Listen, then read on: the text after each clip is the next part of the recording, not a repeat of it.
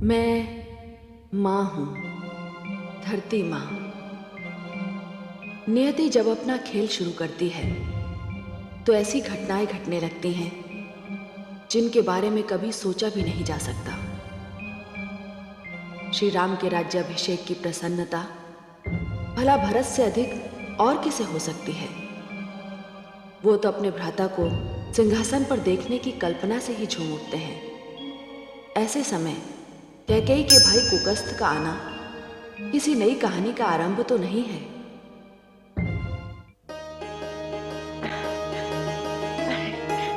पुत्री, अरे पुत्री। हाँ, कैसे राजकुमार को कष्ट आए हैं? क्या?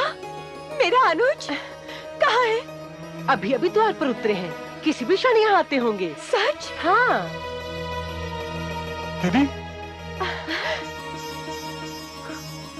दीदी, प्रणाम दीदी। आयुष्मान भव। बड़ा हर्ष हुआ तुम्हें देखकर। तुमने यहाँ आकर मेरी प्रसन्नता और बढ़ा दी। अभी अभी पुत्र भरत का विवाह संपन्न हुआ है, पर तुम अचानक यहाँ कैसे आ गए? दीदी, माताश्री और पिताश्री बहुत अस्वस्थ है। क्या? क्या हुआ उन्हें? मुझे बताओ। सारे वैद्य हार गए, पर उनकी अस्वस्थता का कारण नहीं जान पाए। केवल राज वैद्य का ये कहना है कि वे अपने पौत्र राजकुमार भरत को देखने के लिए व्याकुल हैं, और इसी व्याकुलता ने रोग का रूप ले लिया है।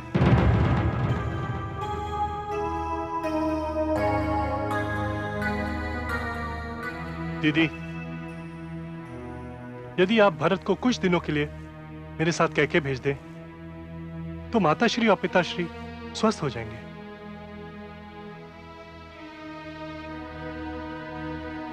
मेरी तो कुछ समझ में नहीं आ रहा। मैं क्या करूं? मानवी तो जा नहीं सकती। अभी तो विवाह की कई विधियां शेष हैं। और तो आप केवल भरत को भेज दीजिए। दीदी, माताश्री और पिताश्री उन्हें देखने के लिए तरस रहे हैं। पर उसके लिए भी तो मुझे महाराज से अनुमति लेनी पड़ेगी। दाई माँ, आप मेरे अनुज का ध्यान रखिएगा। मैं महाराज से मिलकर आती हूँ। तू चिंता मत कर। आती हूँ।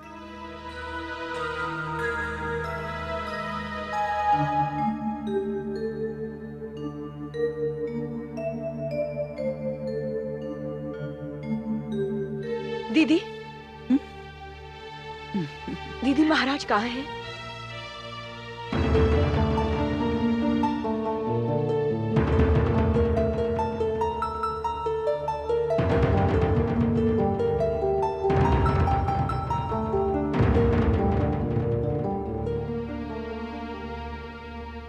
ये सदा पुष्प समान खिला मुख आज मुरझा ऐसा क्यों है?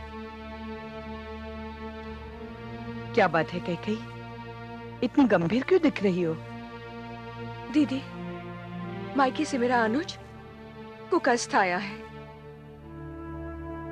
उसने बताया है कि मेरे माता पिता पुत्र भरत को देखने के लिए इतने व्याकुल हो उठे हैं कि अब उनके स्वास्थ्य पर प्रभाव पड़ चला है।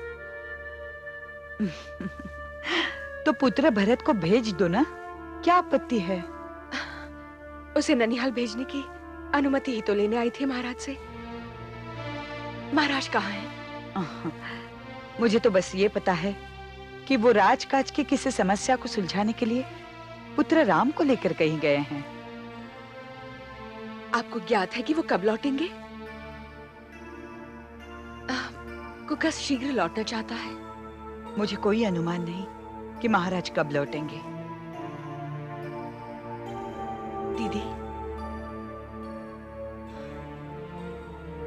आप बड़ी हैं और महाराज की अनुपस्थिति में मैं तो केवल आपसे ही पूछ सकती हूँ कि मुझे क्या करना चाहिए। करना क्या चाहिए?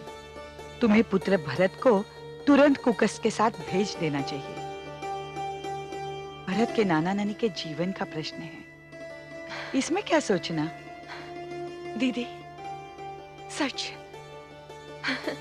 आपने मेरी उलझन सुलझा दी दीदी, आपने मेरी उलझन सुलझा दी।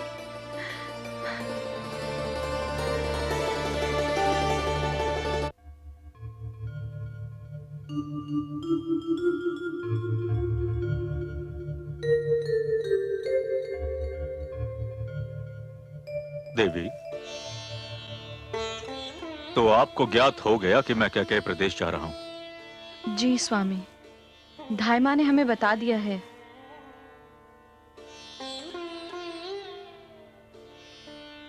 मांडवी, ना तो मैं आपको छोड़कर जाना चाहता था और ना ही आपके बिना, किंतु लोकाचार के कारण यह संभव नहीं है। इसीलिए आपको यहीं रहना होगा। नानाश्री और नानीश्री का स्वास्थ्य और जीवन हम सबके लिए अपने स्वास्थ्य से अधिक महत्वपूर्ण है स्वामी। आप जाएं, मैं माताश्री के साथ रह लूंगी। मांडवी, मेरे जीवन में आज तक वो दिवस नहीं आया जब भ्राताश्री यहां उपस्थित हों और मैंने नेत्र खोलते ही सर्वप्रथम उनके दर्शन न किए हों। उनका मुख देखे बिना मेरी भोर नहीं होती मांडवी। किंतु अब मैं जा रहा हूं, तो ये उत्तरदायित्व आपको निभाना होगा। प्रातःकाल नेत्र खोलते ही आपको भ्राताश्री के चरण स्पर्श करने होंगे। आपने इतना सुंदर आदेश दिया है जिसका पालन मेरे लिए सौभाग्य और सुखदायी है। स्वामी, मैं इसके पालन का वचन देती हूँ। एक बात और कहना चाहता हूं मांडवी, प्रयास कीजिएगा कि आपका अधिक से अधिक समय माताश्री के निकट व्यतीत हो, क्योंकि मैं नहीं चाहता कि धायमा उनके पास मंडराती रहें और सच्ची झूठी कहानियां सुनाती रहें। प्रारंभ से ही मुझे धायमा कुछ अच्छी नहीं लगी। कुछ भी हो स्वामी, पर धायमा का आपसे और माताश्री से जो स्नेह है वो संसार भर में ढूंढे से भी नहीं मिलेगा। मांडवी, आप फिर भी सतर्क रहिएगा।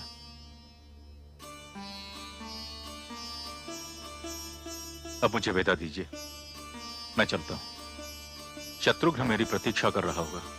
जी।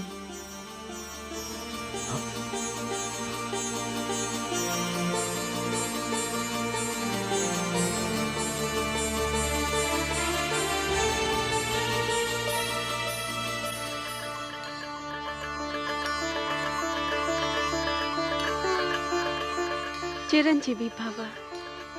भाभीश्री, भ्राताश्री कहाँ है? वे तो पिताश्री के साथ बाहर गए हैं।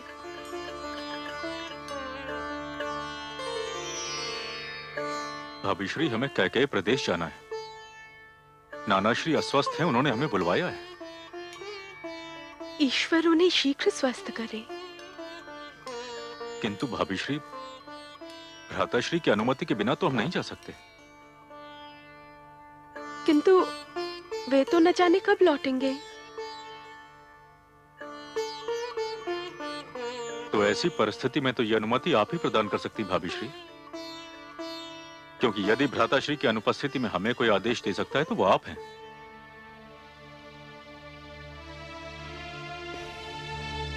यदि मेरी अनुमति की आवश्यकता है तो मैं बस इतना ही कहूंगी कि जाओ, क्योंकि तुम्हारे नाना नानी का तुम पर अधिकार है। किंतु शीघ्र ही लौट आना, क्योंकि तुम्हारे भ्राताश्री यदि तुम्हें अधिक दिन तक नहीं पाएंगे तो व्याकुल हो जाएंगे। मेरा मन भी उनसे दूर रहकर कहां लगेगा भाभीश्री। जय श्री राम राम राम। मैं तो यदि उनका मुख न देखूं तो मेरे लिए श्वास लेना भी असुविधाजनक हो जाता है। हमें आज्ञा दीजिए भाभीश्री। ईश्वर तुम्हारी रक्षा करे। राम राम श्री राम श्री राम।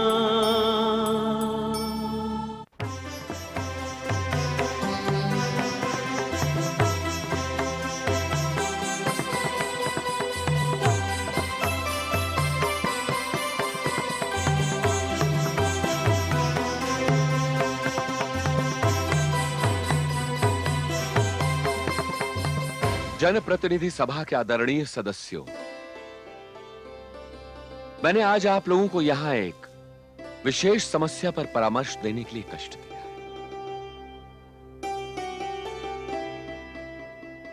एक राजा का यह परम धर्म होता है कि वो अपनी प्रजा को एक योग्य युवराज दे और एक ऐसा उत्तराधिकारी नियुक्त करे जो कि प्रजा का चहेता भी हो। बहुत सोच विचार के बाद मैंने यह निर्णय लिया है कि मेरे ज्येष्ठ पुत्र राजकुमार राम ही इस पद के योग्य हैं।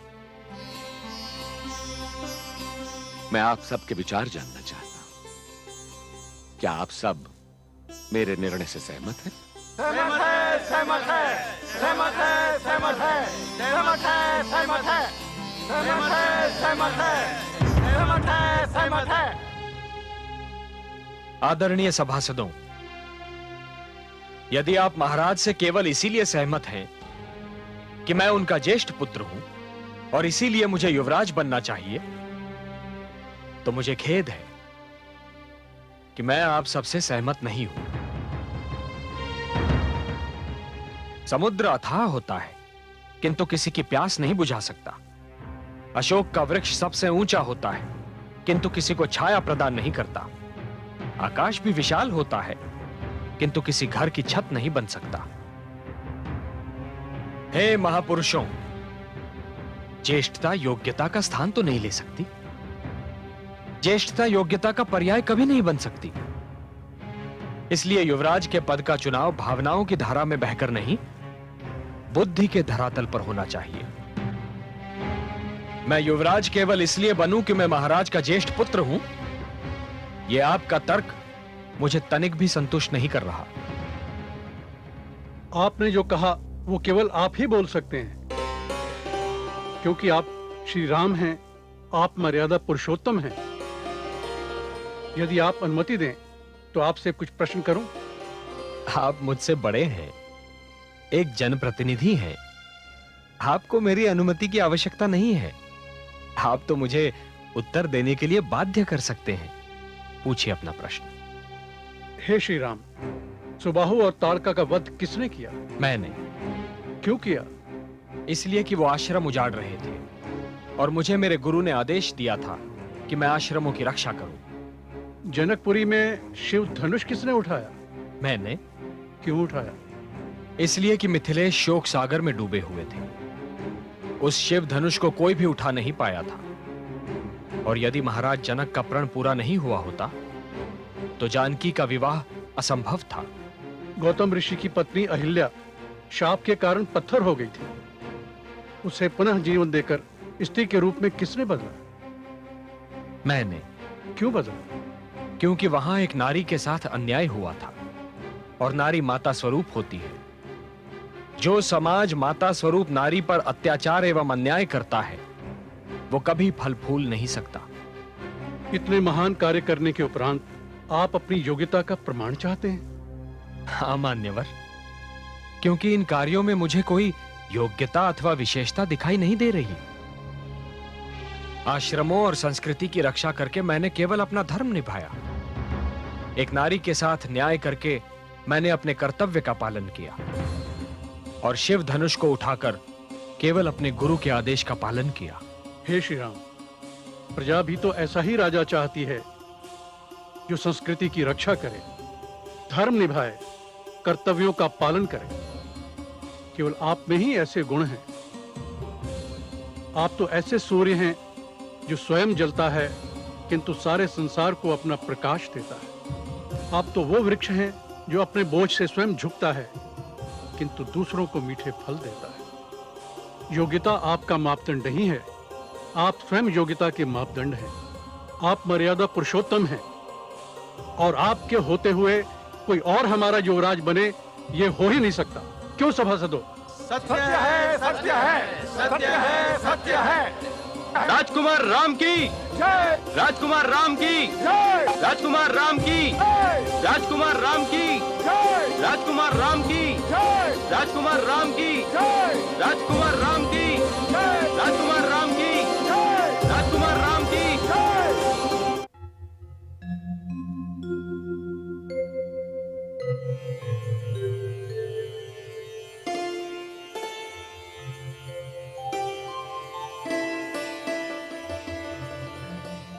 राजन, गुरुवर,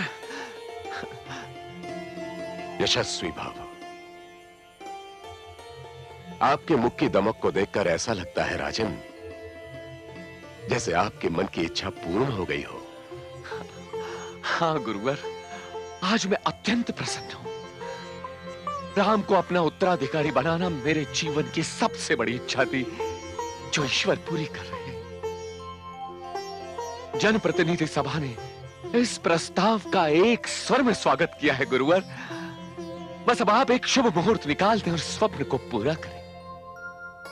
राम को अयोध्या की प्रजा का समर्थन मिल गया।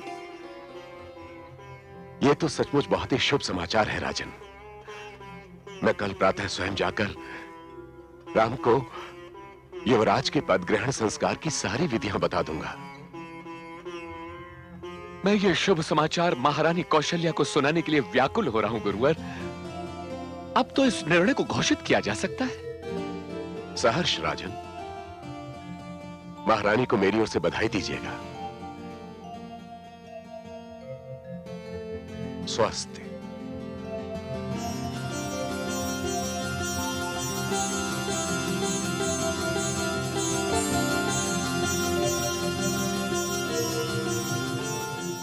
महारानी, महारानी, महारानी। महाराज, आज तो आपका मुख ऐसे खिला हुआ है जैसे पुष्प वाटिका वसंत ऋतु में खिल उठती है। हाँ महारानी, आज हमारे जीवन पर वसंत ऋतु छा गया है। हमारा राम युवराज बनेगा। हाँ? सबने सर्वसम्मति से यही निर्णय लिया है महारानी, यही निर्णय लिया है। सच महाराज, किंतु ये समाचार सुनकर सबसे अधिक प्रसन्न होने वालों में से एक यहाँ नहीं है। वो होता तो राम के युवराज बनने का उत्साह आज ही से मनाना आरंभ कर देता। कौन महारानी? भरत। वो तो अपने अस्वस्थ नाना नानी को देखने आज ही कह के गया है, किंतु कह यही है, वो तो ये समाचार सुनकर झूम उठेगी। सत्य है महारानी, कुलगुरु वशिष्ठ भी शुभ मुहूर्त निकाल रहे हैं। कल वो राम को युवराज पद ग्रहण करने की विधियां भी सिखाएंगे। फिर तो ये समाचार मैं कैकेयी को कल ही दूंगी, इतना अकस्मात कि वो आश्चर्यचकित हो जाए और प्रसन्नता से नाच उठे।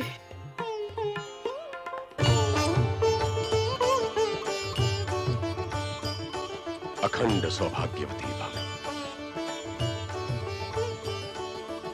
राम, तुम दोनों को साथ देखकर हर किसी का मन आनंद से विभोर हो उठेगा।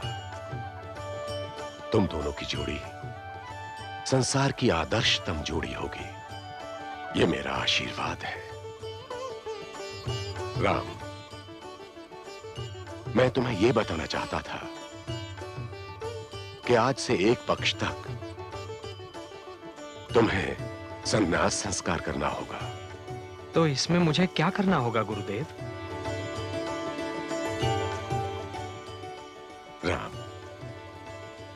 तुम्हें निरंतर 15 दिन तक भोरमय सरयू के तट पर भगवान सूर्य की उपासना करनी होगी और निश्चित उपवास में मात्र एक समय का भोजन करना होगा।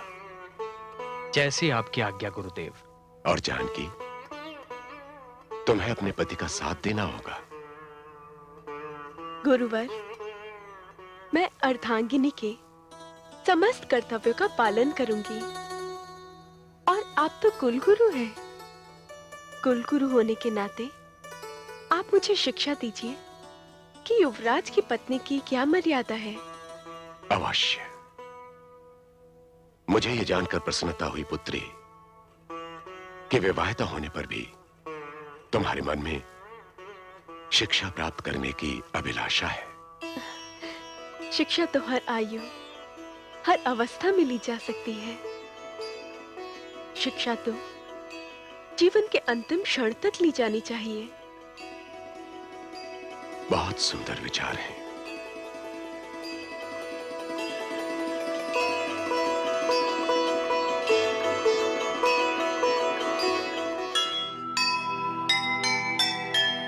हम समाज के अंग हैं, सबके अपने कर्म,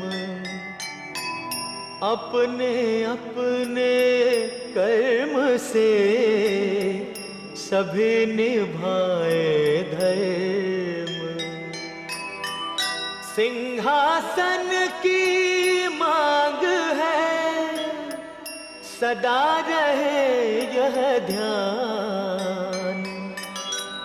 कर्म करे सा बढ़े राज मुकुट का मान, राज मुकुट का मान।